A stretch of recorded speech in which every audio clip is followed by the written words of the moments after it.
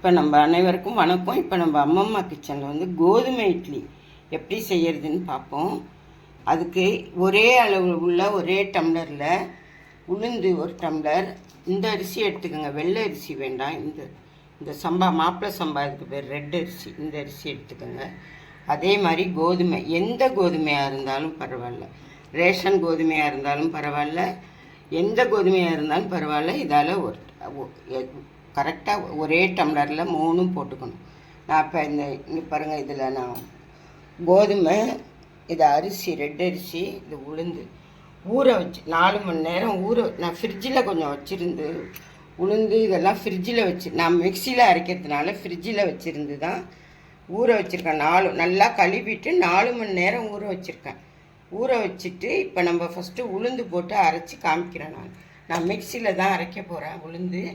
அதனால் இது மூணுமே மிக்சியில் தான் அரைக்க போகிறேன். அரைச்சி கரைச்சி வச்சு காலம்பரைக்கு இட்லி ஊற்றும் போது நான் காட்டுறேன் இட்லி எப்படி இருக்குன்னு பாருங்கள். இப்போ நான் அரைச்சிட்டு வரேன். ஃபஸ்ட்டு உளுந்து அரைச்சிட்டு வரேன். இது மாதிரி உளுந்தை நல்லா பொங்கி வர மாதிரி இந்த மாதிரி நல்லா நைஸாக கெட்டியாக அரைச்சி எடுத்துக்கோங்க. பாருங்கள் எப்படி இருக்குது பாருங்கள், நல்லா அரைச்சி உளுந்து நல்லா பொங்கி இருக்கு பாருங்கள். இந்த ஃப்ரிட்ஜில் வச்சு அரைச்சிங்கன்னா இந்த மாதிரி நல்லா பொங்கி நிறையா வரும். நீங்கள் எந்த டம்ளரில் அரிசி கோதுமை எடுக்கிறீங்களோ அதே டம்ளரில் ஒரு டம்ளர் உளுந்து போட்டு அரைக்கணும். இதை இந்த மாதிரி உளுந்தை ஃபஸ்ட்டு அரைச்சிக்கோங்க. 4 மணி நேரம் ஊற வச்சிங்கன்னா போகிறோம். அதுக்கு மேலேயும் ஊறுனா ஒன்றும் பிரச்சனை இல்லை. உங்களுக்கு எப்போ அரைக்க முடியுதோ அப்போ அரைச்சிக்கலாம். இப்போ நம்ம கோதுமையை தண்ணி எடுத்துட்டு கோதுமையை அரைச்சிக்கலாம்.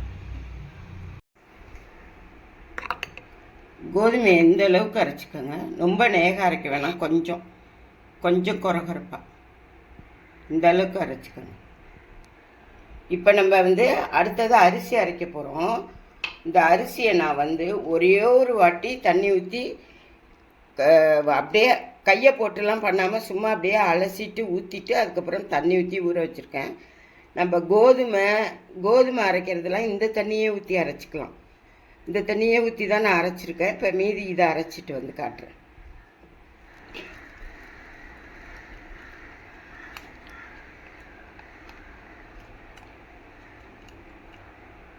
இந்த அளவுக்கு அரைச்சிக்கோங்க, ரொம்ப நேகம் அரைக்க வேணும்.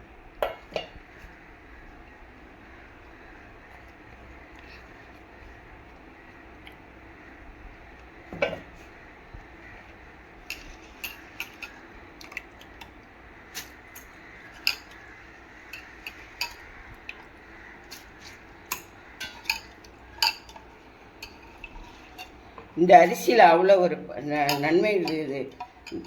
சுகர் பேஷண்ட்லாம் உள்ளவங்க வெள்ளை அரிசி போட்டு சாப்பிடக்கூடாதும்பாங்க. ஒரு இட்லி 2 இட்லி சாப்பிடுங்கன்னு டாக்டர் சொல்லுவாங்க. 2 இட்லி சாப்பிடாதீங்க அப்படின்னு.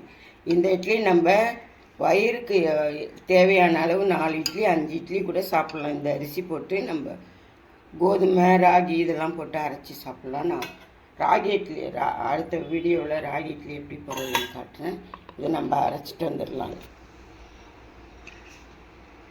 இது பாருங்கள், இந்த அளவுக்கு அரைச்சிக்கோங்க அரிசி. இதுவும் கொஞ்சம் நேகாக அரைக்கக்கூடாது, கொஞ்சம் குறைன்னு அரைச்சிக்கணும்.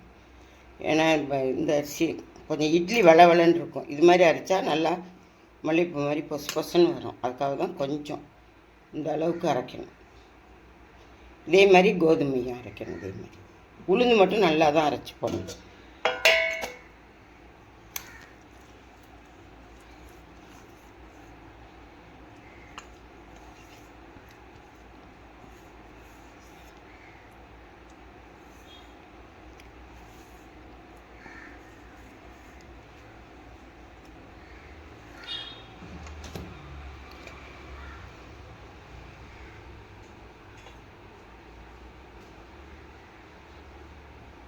இந்த ரெட் கலர் அரிசி தண்ணியாகவே நம்ம கழுவி ஊற்றிக்கலாம். இந்த தண்ணியை வேஸ்ட்டே பண்ணக்கூடாது. நமக்கு தேவையான அளவுக்கு கொஞ்சமாக தண்ணி ஊற்றி ஊற வச்சு நம்ம இந்த தண்ணியவே யூஸ் பண்ணி, உளுந்துக்கு மட்டும் இந்த தண்ணி வேண்டாம், அரிசி கோதுமையெல்லாம் அரைக்கிறதுக்கு இந்த தண்ணியவே யூஸ் பண்ணி அரைங்க. இது மாதிரி மிக்சியெல்லாம் கழுவி ஊற்றணும்னா நீங்கள் நிறைய போட்டால் கிரைண்டர்லேயும் இதே மாதிரி அரைச்சிக்கோங்க. உளுந்து அரைச்சிட்டு அதுக்கப்புறம் அரைச்சி வச்சுக்கோங்க. இதுக்கு தேவையான உப்பு போட்டு நம்ம கரைச்சி வச்சுருவோம். இது நல்லா 8 மணி நேரம் புளிச்சு, இது இட்லி மாவு மாதிரி தான் புளிக்கணும். இதுவும்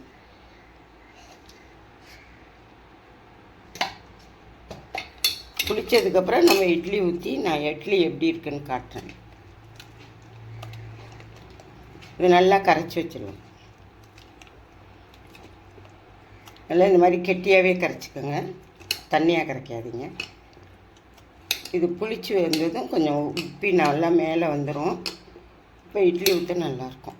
இப்படியே உடனே இட்லி ஊற்றணும்னா இதில் கொஞ்சம் தயிர் கலந்து, நல்லா புளிப்பு தயிராக ஒரு கப்பு கலந்துக்கிட்டு ஊற்றுனீங்கன்னா நல்லாயிருக்கும்.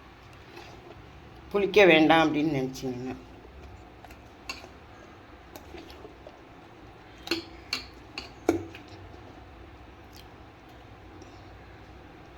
இதை நான் இட்லி ஊற்றி கால்மரி காட்டுறேன் உங்களுக்கு.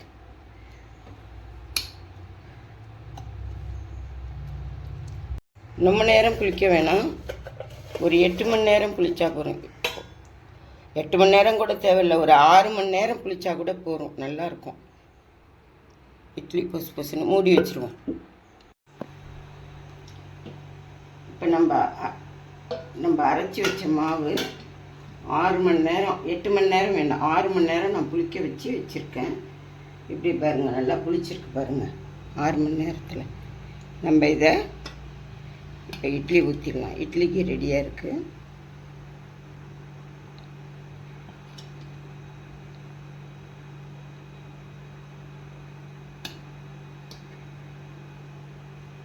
நீங்கள் கலக்கிலாம் விட வேணாம், அப்படியே மண்டு ஊற்றலாம் போதும்.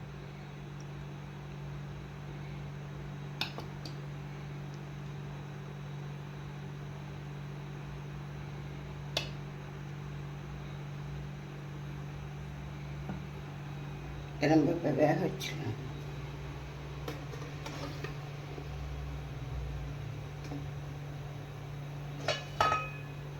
மூடி வச்சுட்டு ஒரு 10 நிமிஷம் வேக விட்டு நம்ம எடுத்துடலாம். இப்போ நம்ம வேக வச்ச இட்லி வெந்துச்சு பாருங்கள், எப்படி வெந்திருக்கு. நம்ம வெந்துச்சான்னு பார்க்குறதுக்கு இப்படி நல்ல விரலை வச்சு தண்ணியை தொட்டுக்கிட்டு இப்படி அமுக்கி பார்த்தோம்னா இப்படி நல்லா பதியும். அப்போ நம்ம வெந்துருச்சு. இப்போ நம்ம எடுத்துட வேண்டியது.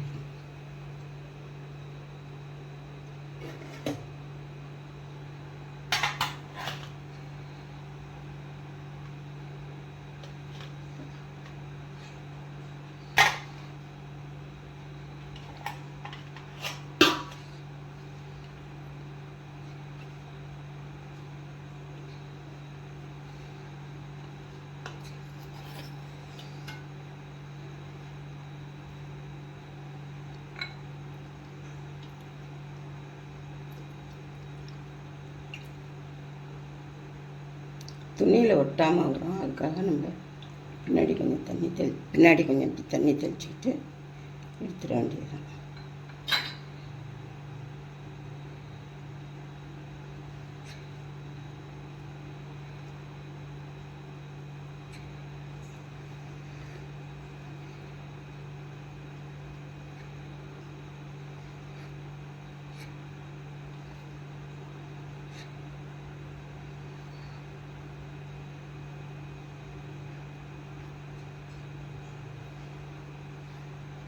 நம்ம ஊற்றி வச்ச இட்லி, கோதுமை இட்லி ரெடி ஆகிடுச்சு.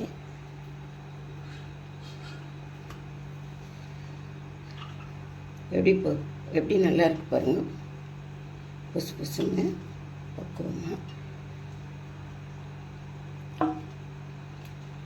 இது கோதுமை இட்லி, இது தேங்காய் வேர்க்கடலை சட்னி நல்லாயிருக்கும். இந்த கோதுமை இட்லிக்கு இந்த இட்லி பொடியும் நல்லாயிருக்கும். ரெண்டுமே வச்சு எதை வேணாலும் நீங்கள் சாப்பிட்டு இது பண்ணலாம். நம்ம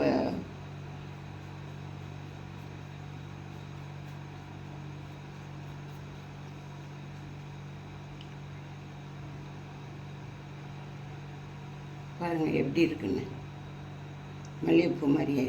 நம்ம ஒயிட் இட்லியை விட இதுதான் நம்ம டேஸ்ட்டாக இருக்கும், அருமையாக இருக்குது. இது நம்ம சுகர் பேஷண்ட்லாம் எத்தனை இட்லி வேணாலும் சாப்பிட்லாம், ஒரு 5 இட்லி சாப்பிட்லாம்.